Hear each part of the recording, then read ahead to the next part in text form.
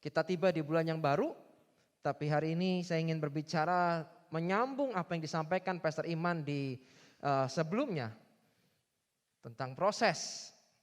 Ya, kemarin kita belajar sama-sama tentang bahwa kasih karunia bukan hanya sekedar itu memiliki arti bahwa adalah Tuhan yang menyertai. Kasih karunia Tuhan tidak sekedar berbicara ketika kita mendapatkan berkat jasmani. Tapi ketika kita menghadapi kesulitan, pergumulan, persoalan dalam kehidupan. Ketika ada Tuhan yang menyertai. Ketika ada Tuhan yang berjalan bersama dengan kita. Sesungguhnya itulah kasih karunia Tuhan. Dan saya ingin berterima kasih kepada Pastor Iman dan Saudara David yang waktu itu harusnya saya yang menyampaikan firman, tapi terjadi sesuatu di dini harinya ketika anak saya harus masuk rumah sakit jam 12 malam. Dan mau gak mau harus ada yang menemani. Dan di rumah sakit tersebut hanya boleh ada satu penunggu. Anak saya meminta sebetulnya istri saya untuk menungguin ya anak saya, cuman ketika ada prosedur bahwa yang untuk menunggu harus di swab terlebih dahulu, ternyata diketahui istri saya positif, padahal kalau kita lihat secara jasmaninya benar-benar dia nggak sakit apa-apa. Ya, anak saya sempat demam naik turun ketika siang sampai pada malam harinya, dan kami shock pagi itu, dan mau nggak mau harus saya yang dites, di swab, dan hasilnya memang saya negatif. Sehingga saya bisa menemani anak saya di rumah sakit. Itu proses. Jadi izinkan saya hari ini sharing atau berbagi, menyampaikan kebenaran firman tentang proses.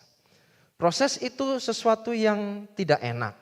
Saya tidak berbicara bahwa proses itu enak, tidak. Tapi semua orang yang ingin hidupnya mengalami increasing, mengalami kemajuan, mengalami peningkatan, mengalami perluasan dalam kehidupannya, pasti akan mengalami yang namanya proses. Coba deh saya pakai bahasa yang paling mudah karena saya suka masak. Saya akan pakai perumpamaan dengan masak. Salah satu favorit keluarga saya adalah chicken katsu buatan saya. Ya, chicken katsu. Tahukah bahwa dada ayam tuh berapa sih harganya? Ayo. Dada ayam tuh harganya nggak mahal Bapak Ibu Saudara semua. Ya kan? Tapi ternyata kalau kita makan di luar, chicken katsu harganya bisa berapa? Tahukah bahwa ketika kita buat chicken katsu, itu dada ayam itu harus dipotong tipis, kemudian cuma dilapisi tepung bumbu, kemudian tepung panir, kemudian ditambahkan sedikit mungkin agak spicy sedikit, dikasih bubuk paprika, digoreng. Itu kalau dijual, maka nilai ekonomisnya tinggi. Ya enggak? Dan keuntungannya bisa berlipat-lipat kali ganda. Dada ayam yang diproses, yang dipotong mungkin berapa slice, itu untungnya bisa berlipat-lipat dari hasil mentahannya. Seringkali kita meminta bahwa saya pingin hidup saya berubah, tapi tanpa mengalami sebuah proses. Artinya bahwa ini kita ini mentah, saya pakai bahasa mentah. Artinya secara value, bukankah hidup kita ini Tuhan menginginkan kita hidup serupa dengan Dia. Untuk kita hidup serupa dengan Dia, mau gak mau ada yang namanya proses, ada yang mengalami pembentukan, supaya pada akhirnya finalnya itu kita serupa dengan Kristus. Kristus tidak boleh berubah, tapi kita ini harus berubah. Amin. Jadi kalau kita menginginkan bahwa saya pengen diberkati lebih lagi, saya pengen dampak hidup saya lebih luas lagi, saya pengen mengalami ada penambahan dalam hidup saya. Izinkan Tuhan memproses hidupmu, izinkan Tuhan membentuk hidupmu. Dan proses merupakan bagian dari kehidupan yang tidak dapat dihilangkan karena dibutuhkan. Jadi kalau Anda berpikir bahwa saya ingin menghilangkan proses, saya ingin menghilangkan masalah, saya ingin menghilangkan pergumulan, doanya menurut saya kayaknya salah deh. Harusnya doanya adalah begini. Tuhan, berikan aku kekuatan. Kuat untuk apa? Kekuatan untuk mengatasi, untuk bisa menang, melawan masalah-masalahku ini. Dan aku dapati pada akhirnya menang. Bukan minta masalah pergumulan diangkat. Tapi bagaimana kita minta Tuhan, Tuhan sertai aku. Biar kasih karuniamu menyertaiku ya Tuhan. Sehingga pada akhirnya aku bisa menang melewati ini semua. Bukan minta diangkat, bukan minta dihilangkan. Karena masalah dan pergumulan itu sebetulnya sedang melatih kita. Nanti kita akan belajar sama-sama tentang sebuah proses. Jadi tunjukkan sekarang tokoh Alkitab mana yang tidak mengalami yang namanya proses. Tunjukin coba. Ada enggak orang-orang yang enggak mengalami proses? Orang-orang besar di Alkitab yang tidak mengalami proses. Saya ingin berikan contoh. Yang pertama Abraham. Abraham itu merelakan Ishak. Ya, menurut penelitian bahwa Abraham itu mendapatkan Ishak itu di saat dia berumur 100 tahun. Wow. 100 tahun. Berarti pertanyaan saya sederhana. Dia menikah umur berapa? Ayo. Kalau seandainya dia menikah waktu mungkin umur 18 sampai 20 tahun. Berarti dia 80 tahun menantikan anak perjanjian. Dan ketika anaknya lahir, Tuhan minta untuk dikorbankan. Wow. Kalau kita lihat apakah ini mudah? Tidak. Dinanti puluhan tahun, tiba-tiba diminta. Dijadiin korban lagi. Tapi saya melihat bagaimana Abraham, walaupun saya tahu pasti ini pergumulan yang tidak mudah buat dia. Tapi dia kerjakan. Tuhan menjanjikan bahwa one day suatu hari kelak, keturunan Abraham akan menjadi seperti pasir di laut, bintang-bintang di langit. Begitu banyaknya. Tapi ketika dia punya anak satu, dan dia harus dikorbankan, bagi saya itu enggak mudah. Itulah mengapa Abraham disebut sebagai bapa orang beriman. Saking dia percayanya kepada Tuhan. Dia tidak tergoyahkan. Kemudian Yusuf yang dibuang ke dalam sumur, dijual sebagai budak, masuk penjara. Ya, ini juga proses yang enggak gampang. Tapi kalau kita belajar baik-baik tentang kisah hidup Yusuf, ujung-ujungnya apa sih? Kalau Yusuf tidak dibuang ke dalam sumur, kalau dia tidak dijual sebagai budak, kalau dia nggak pernah masuk penjara, itu semua tidak akan menuntun dia kepada Firaun. Dia tidak akan pernah menjadi orang kedua di Mesir, tidak akan pernah.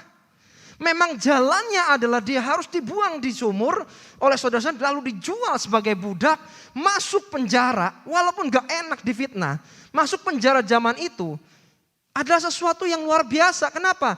Kalau sekarang ada undang-undangnya dihukum berapa tahun. Tapi zaman dulu suka-sukanya mereka mau dikeluarin kapan. Ya.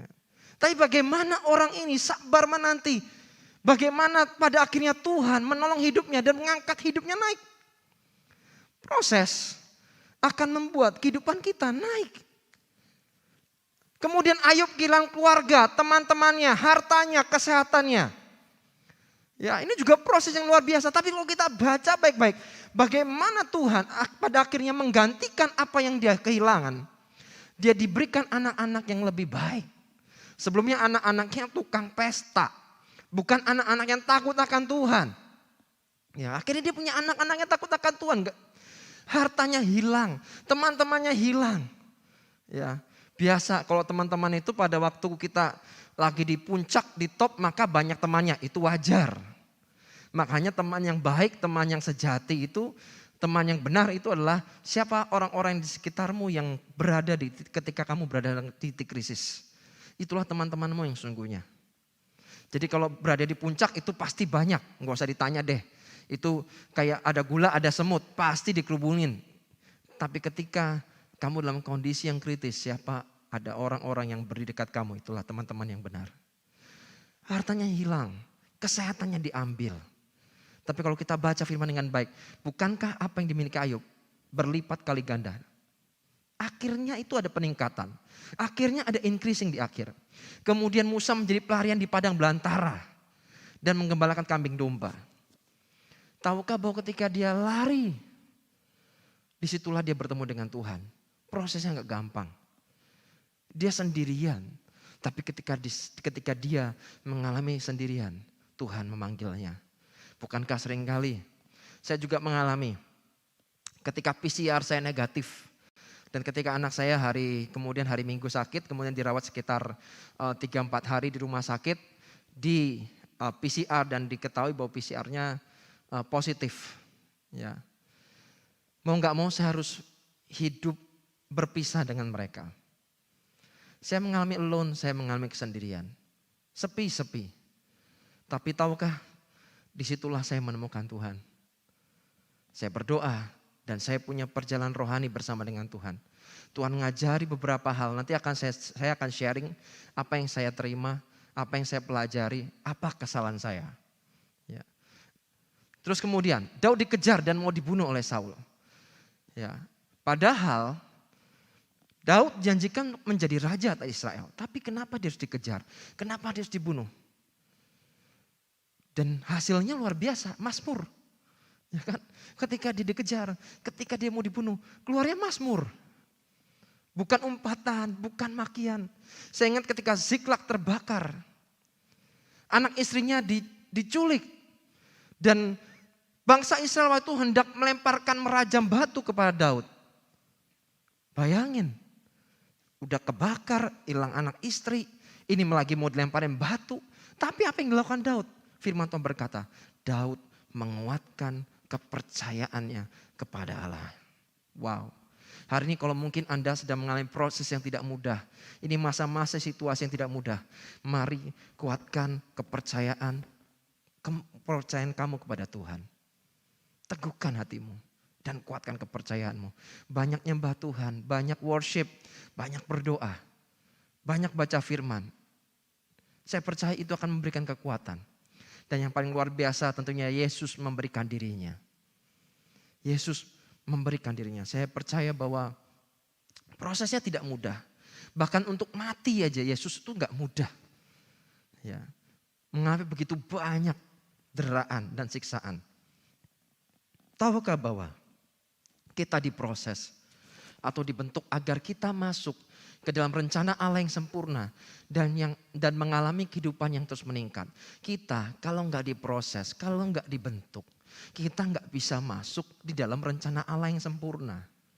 Kita akan hidup menurut planningnya kita sendiri. Ya. Jadi izinkan Tuhan memproses kita, membentuk hidup kita. Biarkan kita hidup di dalam tracknya. Biarkan kita hidup dalam rencananya Tuhan. Supaya hidup kita mengalami peningkatan. Peningkatan apa? Mengalami peningkatan kesabaran. Apa sih yang ditambahkan ketika diproses? Ditambahkan kesabarannya. Ditambahkan apa lagi? Ditambahkan keimanannya, kepercayaannya kepada Tuhan. Semua bertambah. Ekonomi saya juga percaya akan bertambah. Karena saya percaya tidak ada orang yang luar biasa lahir dari zona nyaman. Seringkali saya sharing ini. Kita pengen jadi orang yang luar biasa, tapi selalu pengennya tinggal di zona nyaman. Gak akan. Orang yang luar biasa tuh selalu lahirnya keluar dari zona nyamannya. Ya. Dan orang yang luar biasa dibentuk dengan cara yang gak biasa itu pasti. Ya.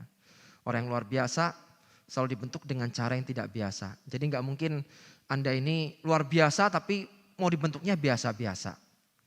Tapi itu menyakitkan, tapi itu enggak mudah. Iya.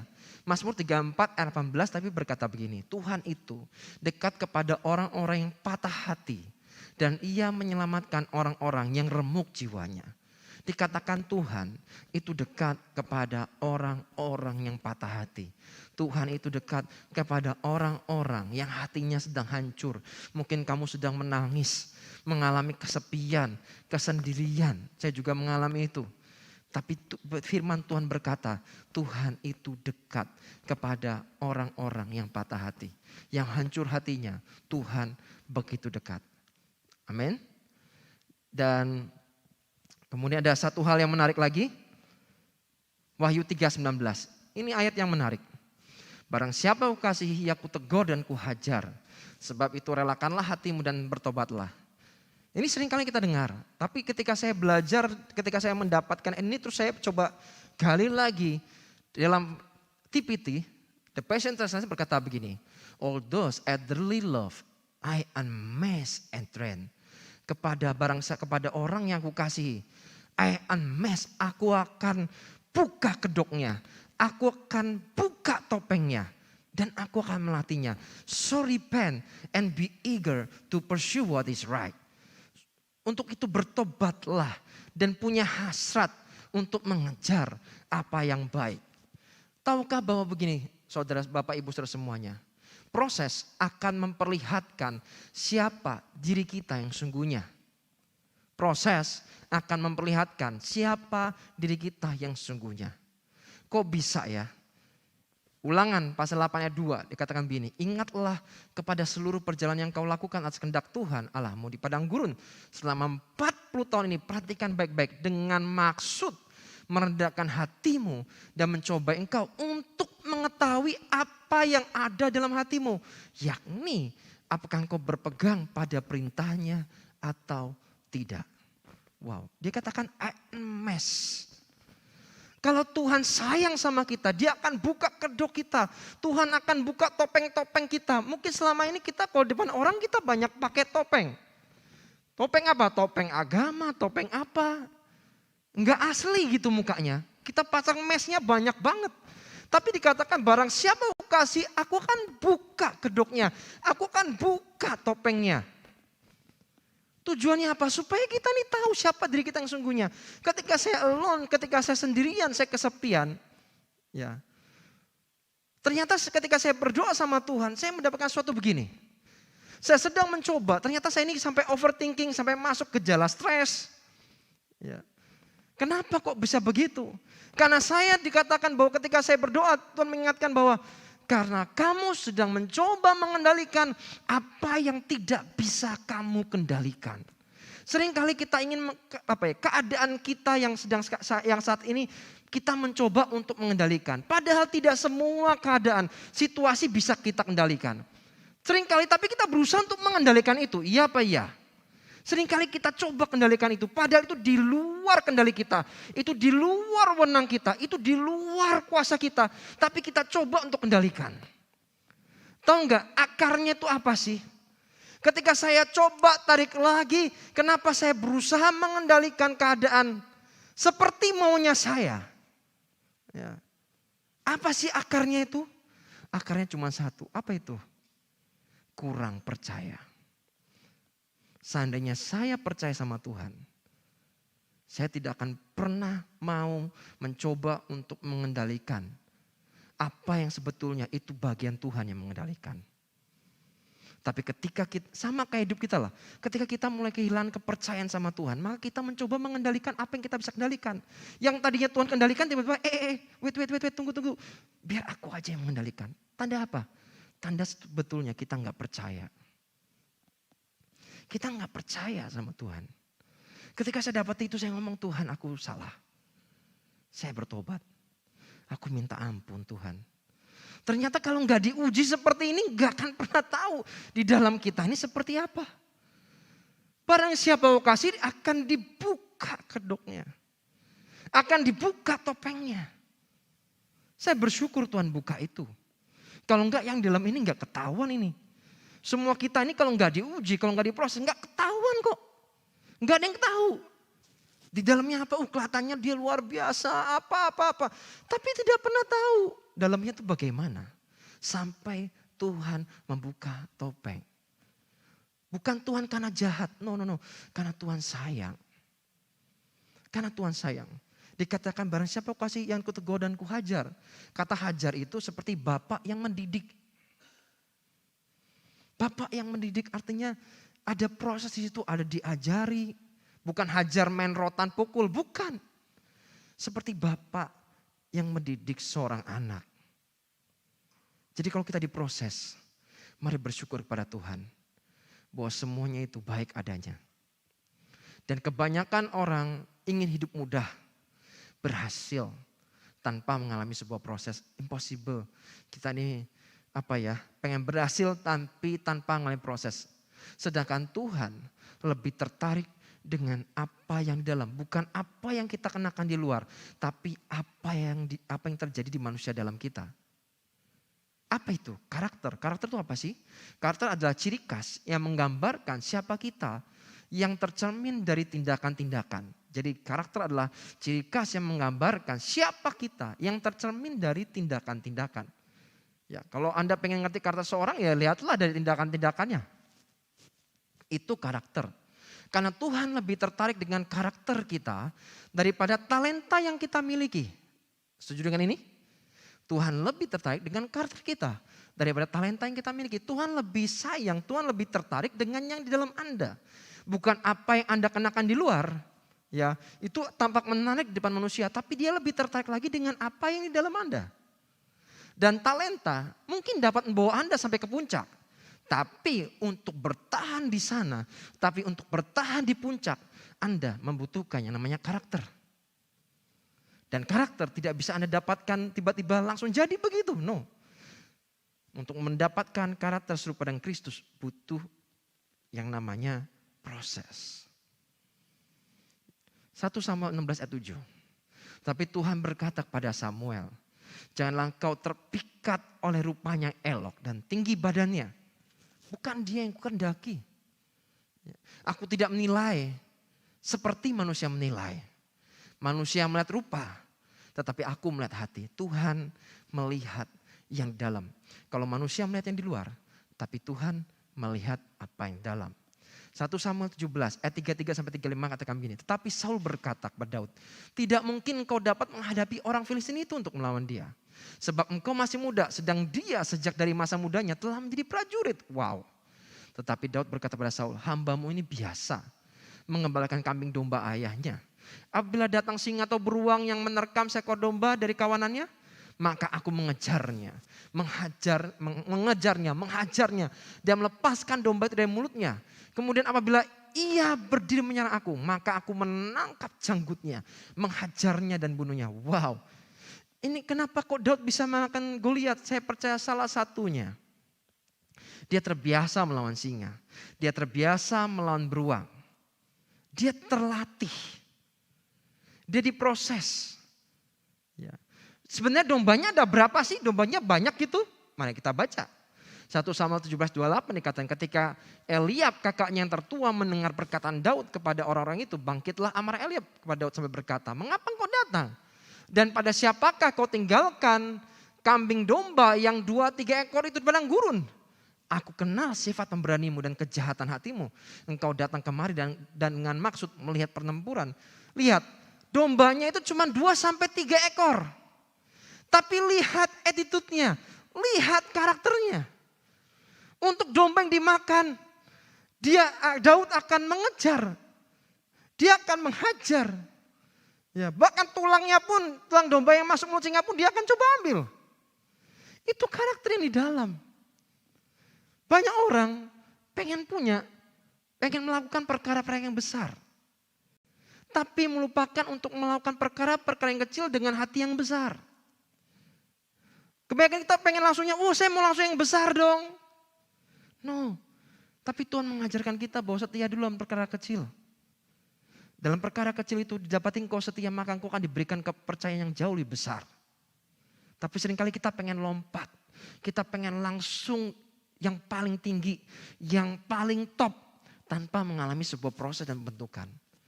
Daud berbeda, kenapa dia diurapi menjadi raja atas Israel? Saya percaya inilah ujung-ujungnya. Dengan 2-3 ekor kambing domba dia begitu setia. Ya, dia begitu setia. Dia kerjakan dengan baik. 1 Korintus 1 ayat 26, terjemahan baru katakan gini, ingat saja saudara-saudara, bagaimana keadaan kamu ketika kamu dipanggil. Menurut ukuran manusia tidak banyak orang yang bijak, tidak banyak orang yang berpengaruh, tidak banyak orang yang terpandang. Saya ingin berkata begini, ternyata untuk menjadi orang yang berhasil, menurut dunia saja, saya belum ngomong pakai ukuran Tuhan. Menurut ukuran dunia saja, butuh yang namanya proses. Ya kan? Apalagi kita yang menginginkan bahwa saya pengen besok suatu hari kelak, Tuhan panggil saya pulang. Dan saya hidup di dalam kekekalan bersama dengan Tuhan. Berarti kan mau gak mau kita harus hidup serupa dengan Dia. Berarti kan mau gak mau kita harus mengizinkan bagaimana proses pembentukan itu terjadi. Karena proses akan membuat pondasi dalam kehidupan kita akan lebih firm atau lebih kuat. Kalau kita lihat contohnya Yusuf misalnya. Ya. Kejadian 50 ayat 15-21 dikatakan Yusuf menghiburkan hati saudara-saudaranya. Ketika saudara melihat bahwa ayah mereka telah mati, berkatalah mereka, boleh jadi Yusuf akan menendam kita dan balaskan sepenuhnya kepada kita segala kejahatan yang telah kita lakukan kepadanya. Sebab itu mereka menyuruh menyampaikan pesan ini kepada Yusuf sebelum ayah mati, ia telah berpesan. Beginilah harus kamu katakan kepada Yusuf, ampunilah kiranya kesalahan saudara-saudaramu dan dosa mereka sebab mereka telah berbuat jahat kepadamu. Maka sekarang ampunilah kiranya kesalahan yang dibuat hamba-hamba Allah ayahmu. Lalu menangislah Yusuf ketika orang berkata demikian kepadanya. Juga saudara-saudaranya datang sedih dan sujud di depannya serta berkata, kami datang untuk menjadi budakmu. 19 berkata, bagus sekali. Tetapi Yusuf berkata pada mereka, janganlah takut sebab aku inikah pengganti Allah. Wow. Memang kamu telah mereka-rekakan yang jahat terhadap aku, tapi Allah telah mereka-rekakan untuk kebaikan. Dengan maksud melakukan seperti yang terjadi sekarang ini. Yakni memelihara hidup suatu bangsa yang besar. Jadi janganlah takut, aku akan menanggung makanmu dan makan anak-anakmu juga. Demikianlah ia menghiburkan mereka dan menangkan hati mereka dengan perkataannya. Lihat, hasil proses akan membuat pondasi kehidupan seorang akan lebih firm, akan lebih kuat, akan lebih kokoh. Dia tidak terpancing untuk membalaskan dendamnya. Dia tidak terpancing untuk membalas sakit hatinya. Tapi dia membalas dengan kebaikan. Dia tahu tujuan Tuhan, dia tahu rencana Tuhan atas hidupnya. Sampai keluarganya pun, saudara-saudaranya pun dia kasih makan. Tidak pernah ada hasil yang baik. Jikalau sewaktu mengalami proses, responnya tidak baik. Saya ulangi, tidak pernah ada hasil yang baik. Jikalau sewaktu mengalami proses, responnya tidak baik. Keluhan Anda tidak akan pernah membuat hidup Anda akan lebih baik. Tapi ucapan syukurmu itulah suatu start awal mula perubahanmu untuk hidupmu menjadi lebih better dari sebelumnya. Anda pikir dengan keluhan itu selesai? Dengan omelanmu selesai? Dengan menggerutumu selesai? Gerutumu tidak akan menyelesaikan apapun juga. Justru menambah masalah yang baru. Tapi ucapan syukurmu adalah langkah awal menuju kepada pemulihan. Menuju kepada kesembuhan. Hari ini kalau mungkin kau sakit, hari ini kau mungkin mengalami sesuatu yang gak enak. Ucapan syukurmu adalah langkah untuk kau mengalami pemulihan dan kesembuhan. Responi semuanya dengan baik. Karena percayalah ada hal-hal yang tidak bisa kita kendalikan. Yang tidak bisa kita kendalikan, serahkan dalam tangan Tuhan. Serahkan dalam kendali Tuhan. Tapi kita bisa mengendalikan pikiran kita, perasaan kita, kehendak kita, perkataan kita, tingkah laku kita. Kita bisa mengendalikan itu semua. Amin. Saya berdoa ini akan menolong Bapak Ibu, saudara semuanya, jemaat JKI Mawar Sharon atau dimanapun Anda berada. Jadi apapun yang terjadi, mari diresponi dengan baik. Memang gak gampang. Ngomong tuh lebih gampang. Memang ngomong tuh lebih gampang. Tapi saya juga mengalami situasi-situasi yang tidak mudah. Karena proses itu tidak akan pernah mengkhianati hasil. Proses tidak akan pernah mengkhianati hasil. Proses yang benar akan menghasilkan progres. Ya, proses yang benar akan menghasilkan progres, ada kemajuan, ada kemajuan. Your attitude is like a price tag, it show how valuable you are. Attitude kita itu seperti price tag atau label harga. Dan kita sedang menunjukkan kepada yang lain. This is my value. Ketika istri saya dinyatakan positif waktu itu, positif COVID. Saya ingat di jam 1 atau jam setengah 2 malam itu. Saya keluar temuin dia. Saya tahu istri saya sedih. Anda bisa cek dengan istri saya dan saya berkata begini. Mami, pokoknya kita sepakat ya. Yang pertama, kita gak marah sama Tuhan. Kita gak kecewa sama Tuhan. Apapun yang terjadi, Tuhan itu baik. Yuk kita bersyukur yuk. Gak mudah, tapi mari kita bersyukur. Itu value kami. Di saat mengalami situasi yang gak gampang. Saya ngomong dengan dia, yuk kita tunjukin. Ini kita sedang diuji kekristenan kita yang sesungguhnya itu seperti apa. Kita mau tunjukkan kepada dunia. Kita tunjukkan kepada setan, kita enggak kalah. Kita tetap berkata, kami bersyukur pada Tuhan. Semuanya itu baik. Roma 8:28. Nah, segala sesuatu akan mendatangkan kebaikan bagi mereka yang percaya. Bagi orang yang mengasihinya.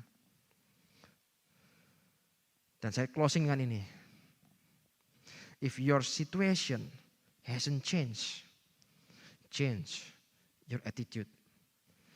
Ketika situasimu belum berubah, mungkin yang harus dirubah pertama adalah attitude Anda, karakter Anda, respon Anda. Ketika kita mau merubah itu, percayalah, baik ekonomi, kesehatan, apapun yang Anda butuhkan untuk dipulihkan akan berubah ketika yang di dalam juga ikut berubah. Perubahan memang sakit, tetapi kalau kita tidak berubah, hidup kita akan jauh lebih menyakitkan. Saya berdoa ini akan menolong Bapak Ibu Saudara semua yang sedang mengalami pergumulan persoalan. Apalagi Indonesia sekarang sedang mengalami PPKM darurat dari tanggal 3 sampai 20. Ini situasi yang tidak mudah. Tapi percaya Tuhan kita, Tuhan yang setia. Kasih karunia Tuhan cukup buat kita. Pencobaan-pencobaan yang kita alami adalah pencobaan yang biasa, yang tidak pernah melebihi kekuatan kita. Amin. Mari kita berdoa ya. Tuhan, terima kasih buat anugerah-Mu Tuhan. Hamba selesai menyampaikan firman-Mu. Bapak berdoa ini menolong Bapak, Ibu, Saudara semua atau jemaat dimanapun mereka berada. Yang sedang mengalami situasi yang gak mudah. Mengalami proses yang gak mudah. Mengalami masalah, mengalami pergumulan. Tuhan, hamba berdoa dalam nama Yesus. Tuhan tolong Tuhan. Tuhan tolong Tuhan. Kami mau berdoa Tuhan, kami tidak minta untuk masalah ini diangkat. Tapi kami berdoa Tuhan, Tuhan berikan kekuatan kami. Supaya kami bisa menang dan melewatinya. Berikan kami kekuatan yang baru Tuhan. Kalau mungkin ada jemaat yang lelah, capek. Tuhan kuatkan dalam nama Yesus. Kuatkan Tuhan, kuatkan. Dan jamah mereka dimanapun mereka berada saat ini Tuhan, mari jamah. Terima kasih Tuhan, terima kasih Tuhan.